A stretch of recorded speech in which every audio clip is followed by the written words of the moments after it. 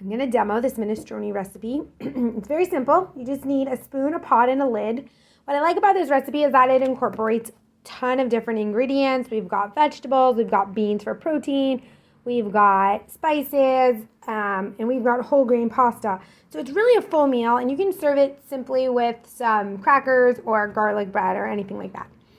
The problem or the thing with this recipe is that it does take a lot of prep. So you're gonna have to make sure that all of your ingredients are ready to go. That means your veggies are diced up already, your beans are already cooked, and everything else has been measured out. Okay, so we're gonna start with just our pot. And the first thing I'm gonna do is I always like to put my oil at the bottom. I'm actually using a spatula and not a spoon because I find it a little bit easier. You can use whichever one you prefer. I am also putting in some honey. Tomato, which is what I'm using for my base in this soup, tends to be a little acidic. And so I like to add in a little bit of honey whenever I use tomato just to kind of balance that out. Okay, so then I'm going to put in my carrots and my celery, which I've already diced up. If you need to see a quick video on that, I have a couple tutorials. And then I'm going to put in my beans, which I cook in my Instant Pot. That way, I'm not getting anything with extra sodium, which canned beans usually have sodium added in. But there's nothing wrong with canned beans. I always just like to check the label and make sure I'm getting like the low sodium ones or the one with no sodium added. It's always a good idea to read the label, but we will be adding in salt after. And then I have my zucchini, which I've diced, and I have a tutorial on how to do that too. And my yellow squash, which I've also diced, and I have the same tutorial actually. This is packed in real tight.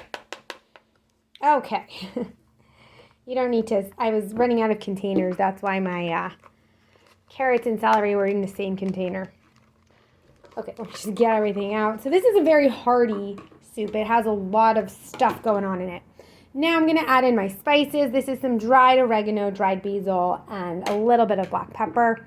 And I'm going to add in my tomato puree for my base. And as you can see on my tomato puree, I fill up the container. But I also like to make this mark, and I'm going to show you what that's for in just a second. So I'm going to pour that in. And this is why my spatula, well, you don't actually need a spatula. Let me show you. So now I have my water. This is 1.5 cups of water. In this recipe, I actually add the water in twice. So I'm going to add water in, put in some salt, mix it, and then I'm going to cover the pot and let it simmer for 20 minutes. That way I can cook the vegetables. And then I'm going to add the water in again. So I'm going to pour the water in up to the water line. Now I've cheated because it is up to the water. Let me show you. Pour it right up to the water line. I measured it. I measured that before. So I measured it into my measuring cup. Then I poured the 1.5 cups of water into my container. And then I poured it back into my measuring cup, which is a great way to have your child practice measuring. Measuring is just filling a container up to a certain amount. So there's no reason why that certain amount has to be in a glass pitcher. It can be something that you have pre-measured yourself and made a line. And that's a great way to practice because when there's only one line, it is a lot less confusing. Okay, so this is kind of thick looking, and as I said before, I'm making a little bit of a mess here, but it's always a good idea to put your tools inside of containers instead of making your table all dirty. Now I'm just adding in a couple pinches of salt. Again, I use no salt added tomato puree as my base, so I might be adding in a little bit more salt. If you used one that has salt, you might want to put a little less in. Now, basically, we're done here.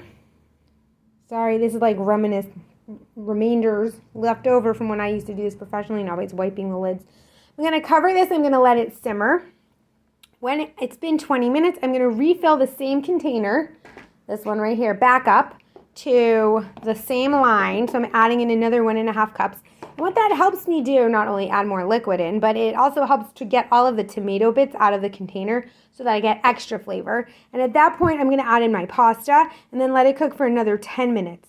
I only want my pasta to cook until it's done so that it doesn't lose any of its texture, and I don't really like mushy pasta. And the other thing that tends to happen is that the pasta will continue absorbing water. And so you might end up with like very dry soup and very giant mushy pieces of pasta. So I only like to cook my pasta for 10 minutes. And I will be using these whole grain elbows. So the elbows cook real fast. If you're using elbows, this will be 10 minutes. If you're using a larger pasta, maybe it'll be 15 minutes. So you can adjust the recipe based on the size of your pasta. But that is it. The biggest thing to worry about in this recipe is honestly the prep work. So hopefully you will enjoy this dinner.